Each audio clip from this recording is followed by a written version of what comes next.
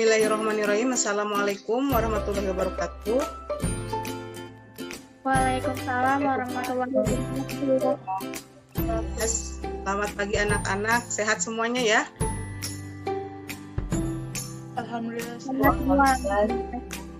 Alhamdulillah, kita bisa bertemu lagi di pelajaran produk kreatif dan kewirausahaan.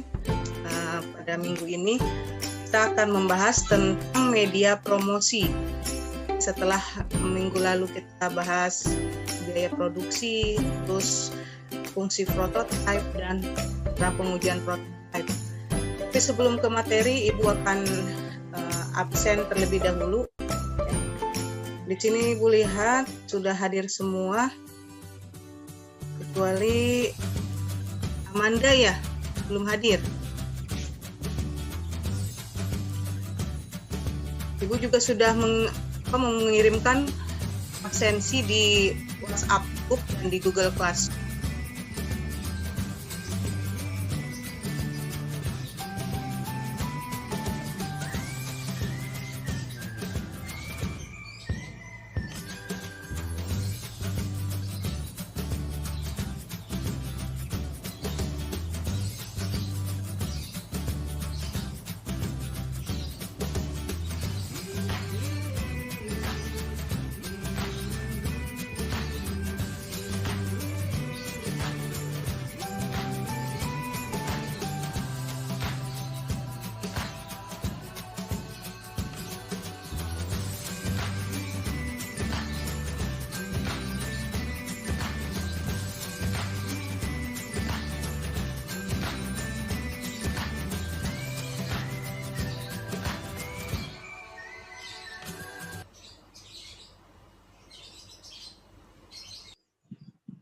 Berdoa selesai. Memberi salam. Assalamualaikum warahmatullahi wabarakatuh. Waalaikumsalam warahmatullahi wabarakatuh. Minggu yang lalu itu sudah kita pelajari tentang fungsi prototype. Ada yang masih ingat apa itu yang dimaksud dengan prototype? Saya Bu. Ya, silakan Sabrina. Prototype adalah desain awal atau mentahan dari suatu produk. Ya, betul. Jadi prototype itu adalah desain awal atau Kalian nanti absen juga di sana di bab ini.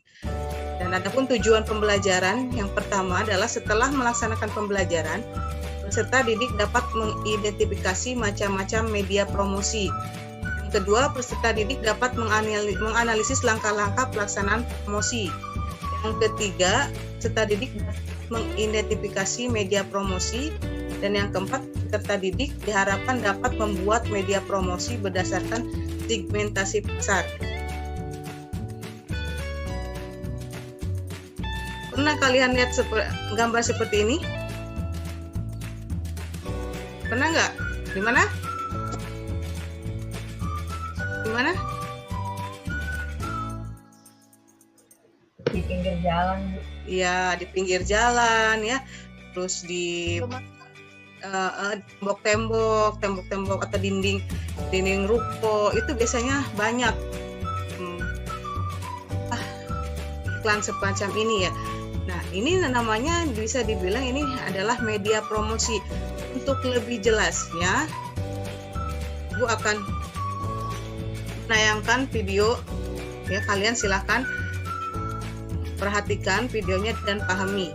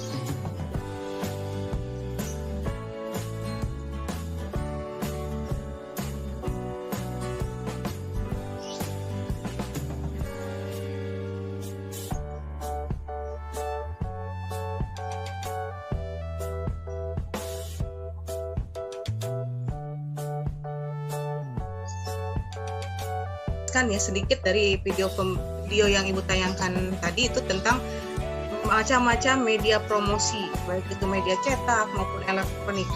Kita akan bahas lebih lanjut di ajar ini, di PowerPoint ini, pengertian media promosi. Jadi sebelum ke macam-macam media promosi, Ibu jelaskan dulu tentang pengertian pasarnya siapa. Itu menentukan media promosi yang nanti akan kalian buat, atau yang akan kalian promosikan produknya. Tujuan dari promosi pemasaran. Yang pertama, untuk menyebarluaskan informasi suatu produk kepada konsumen. Jadi dengan kita mempromosikan produk kita yang tadinya konsumen tidak tahu dengan produk kita, akhirnya jadi tahu. Kamu bisa melihat iklan di televisi, di billboard, atau misalkan kalian punya sosial media ya, banyak sekali iklan-iklan yang dicantumkan atau yang ada pada media sosial kalian. Biasanya ketika kalian membuka media sosial ya, yang kalian punya Instagram, Facebook, ataupun WhatsApp, temennya ada yang berjualan, itu suka mempromosikan produknya. Dari situ kamu tahu, oh si ini jualan ini. Contohnya misalkan Rika jualan casing handphone ataupun jualan pulsa, karena kamu mempromosikan. Dengan kamu mempromosikan produk kamu, orang-orang yang terhubung dengan sosial media yang kamu punya itu bisa mengetahui produk apa yang kamu jual. Yang kedua, mendapatkan konsumen baru dan menjaga loyalitas konsumen. Nah, kita sudah mempromosikan nih, baik itu dalam melalui media chat, media elektronik, atau media yang lainnya. Terus orang-orang sudah tahu dengan produk kita. Akhirnya tertarik dengan produk yang kita jual, karena kita promosinya bagus, promosi penjualannya bagus. Terus konsumen membeli produk kita dan ternyata konsumen suka dengan produk kita, atau konsumen sudah merasakan manfaat dari produk yang kita jual. Dan situ sudah bentuk loyalitas konsumen. Contohnya kamu suka dengan salah satu produk sabun kecantikan, ataupun misalkan dengan kosmetik atau sampo, itu sudah loyal, pasti kamu ingin membeli dan membeli terus.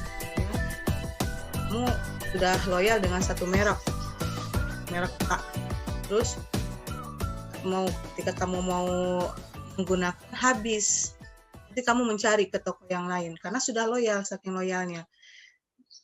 Ketiga, untuk menaikkan penjualan serta laba atau keuntungan.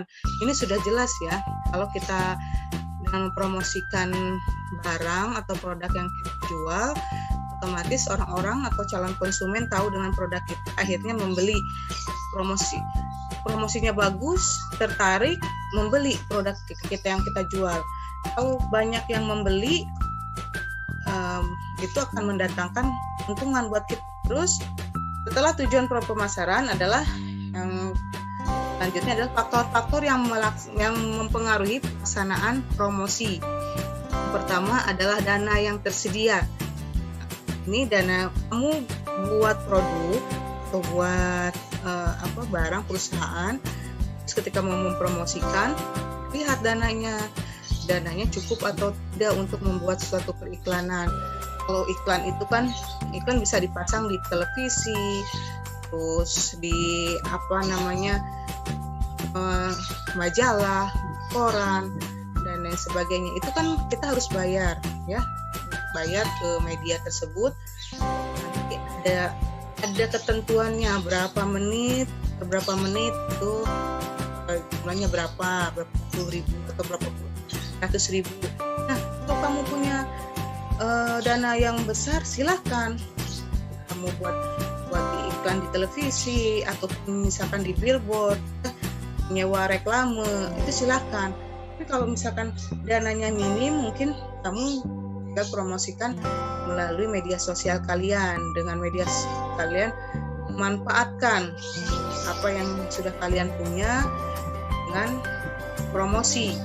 Ya, Ibu yakin di antara kalian ada yang sudah mulai berwirausaha, itu itu jual pulsa ataupun casing ya, ataupun produk-produk lainnya, kamu pasti mempromosikannya lewat WA dulu. Jadi orang-orang yang ada di kontak kalian bisa melihat apa yang kamu jual. Terus yang kedua adalah sifat pasar. Produk kitanya menjual apa nih? Adalah sifat produk. Jadi sifat produk itu menentukan pelaksanaan promosi. Contohnya misalkan produk lainnya. Terus selanjutnya langkah-langkah yang harus dilakukan promosi online dan melakukan promosi offline. Promosi itu bisa dilakukan secara online dan offline. Online itu lewat WhatsApp, Facebook dan lain sebagainya. Offline kamu bisa mempromosikan dari mulut ke mulut,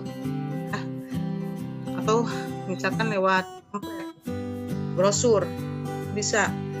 Terus yang selanjutnya berikan free sampel, contohnya, posternya, promosikan ke teman kamu belajar membuat donat.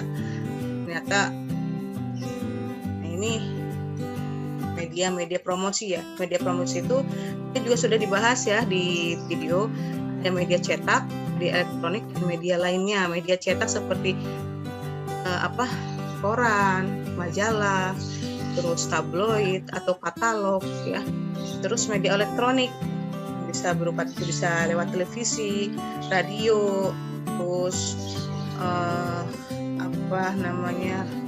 bisa juga lewat handphone ya.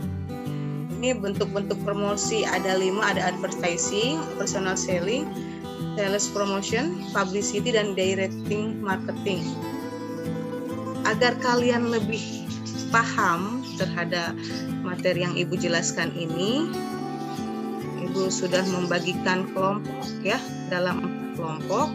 Silahkan kalian lihat kelompoknya. Masing-masing kelompok sudah Ibu berikan materi yang harus kalian bahas dengan kelompoknya masing-masing. Kalian silahkan buat Google Meet, mau baik itu Google Meet atau misalkan video call dengan temannya. Nanti Ibu akan pantau satu tiap kelompok membahas materi yang sudah Ibu berikan. Kalian masuk lagi ke sini ya, ke forum ini untuk mempresentasikan apa yang sudah kalian dapatkan atau ya apa yang sudah kalian diskusikan dengan teman-temannya. Ada yang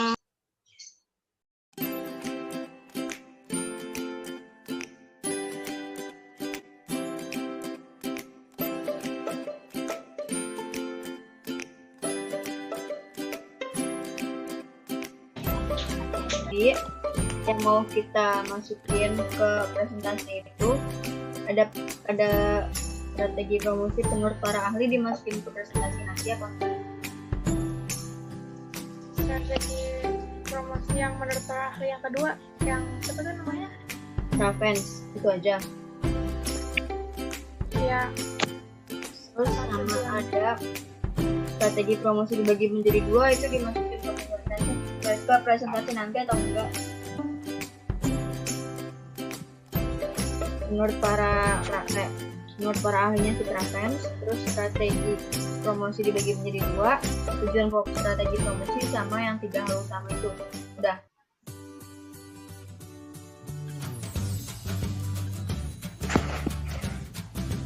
Iya. Udah. Assalamualaikum warahmatullahi wabarakatuh. Satunya aja atau kayak nyimpulin salah satunya aja dari semuanya, atau kita nyebutin salah satunya tapi kelima-limanya? Mending nyimpulin aja semuanya biar ringkas. Ya, Dibagi-bagi aja ya? kayak satunya. Iya, kayak satu pengertian sama contohnya. Promosinya siapa? Iya.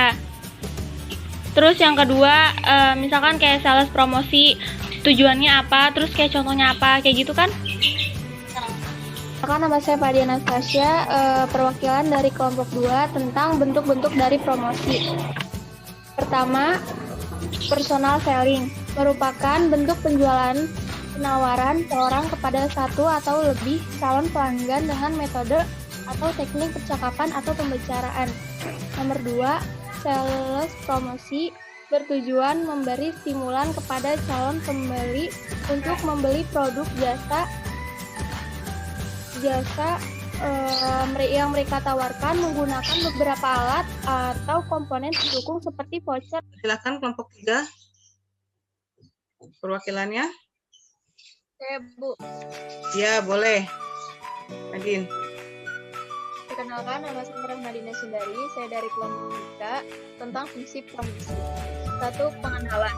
Fungsi untuk mengenalkan produk barang dan jasa yang akan dijual ke pasar, mulai kegunaannya, keunggulan, harganya, dan lain-lain, sehingga calon pembeli mengetahui informasi produk atau jasa tersebut. 2. Penawaran. Berfungsi untuk menawarkan dan membujuk calon konsumen sehingga dapat memutuskan untuk membeli produk tersebut. Lakukan penawaran yang baik dengan memberikan informasi yang jelas mengenai harga hingga keunggulan produk yang ditawarkan.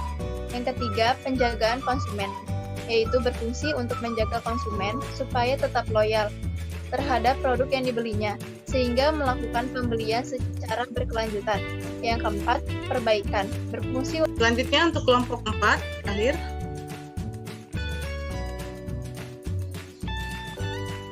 Perkenalkan, nama saya Lisa Setia. Saya ingin mempresentasikan tentang strategi pemasaran. Ya. Strategi promosi adalah rencana dan proses pengendalian komunikasi dalam perusahaan yang ditunjukkan kepada konsumen. Strategi promosi dibagi menjadi 2. Yang pertama, promosi jasa. Yang kedua, promosi barang. Tujuan dari strategi promosi yaitu yang pertama, meningkatkan volume produksi dan penjualan. Yang kedua, menambah repeat order. Yang ketiga, meningkatkan daya tarik pelanggan. Yang keempat, menambah loyalitas pelanggan. Yang kelima, menarik pembelian potensial. Dalam strategi promosi ada membagikan tugas LKPD di Google Classroom. Silahkan kalian buka dan kalian baca.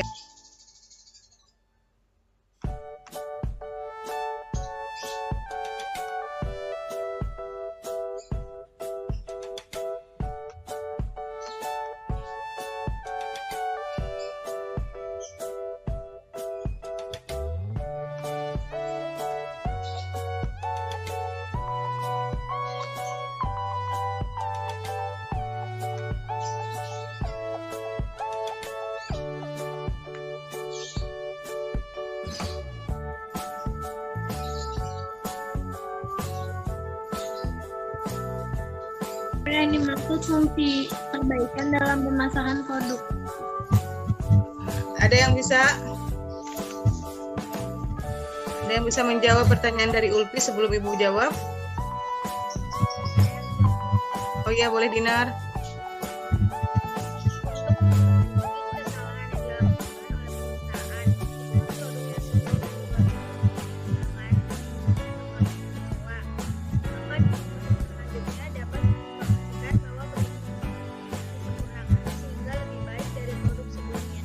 Ya, betul, bagus ya.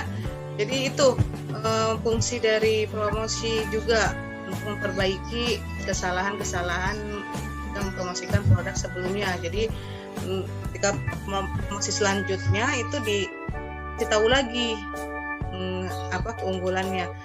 Selanjutnya ada lagi yang mau bertanya, silakan bisa membantu Ibu menyimpulkan kesimpulan dari pembelajaran kita hari ini. Saya Bu. Ya, silakan. Siapa? Pak Mudika ya. Media kesimpulannya adalah media promosi adalah sarana mengkomunikasikan suatu produk, jasa, brand atau perusahaan lainnya agar dapat dikenal masyarakat luas. Media yang digunakan untuk promosi adalah media cetak, media elektronik, atau media lainnya. Pada dasarnya, salah satu tujuan promosi adalah untuk menyebarluaskan informasi suatu produk kepada calon konsumen. Agar masyarakat dapat mengenal produk atau jasa, maka perusahaan harus memikirkan strategi promosi. Tujuan pokok dari strategi promosi ialah meningkatkan volume produksi dan penjualan. Dalam strategi promosi juga terdapat 3 hal utama yang berperan dalam meningkatkan suatu promosi, yaitu target pemasaran, untuk siapa produk dijual, dan penataan akan produk atau layanan yang dijual. Sekian dari saya. Ya, terima kasih Mudrika ya. Itu kesimpulannya dari media promosi untuk pertemuan kali ini. Jadi media promosi itu sangat penting dalam kegiatan produk, dalam kegiatan pemasaran atau dalam kegiatan kita memperkenalkan produk yang kita buat. Jadi agar konsumen itu tahu apa yang kita buat, apa yang kegiatan terakhir itu silakan ketua kelas pimpin doa agar pembelajaran ini bermanfaat. Silakan ketua kelas.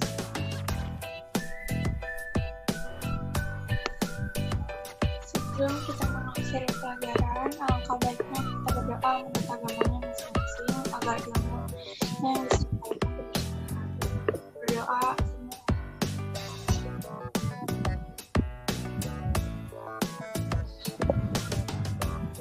Berdoa selesai. Assalamualaikum warahmatullahi wabarakatuh. Waalaikumsalam warahmatullahi wabarakatuh. Terima kasih semuanya. Sehat selalu. Semoga kalian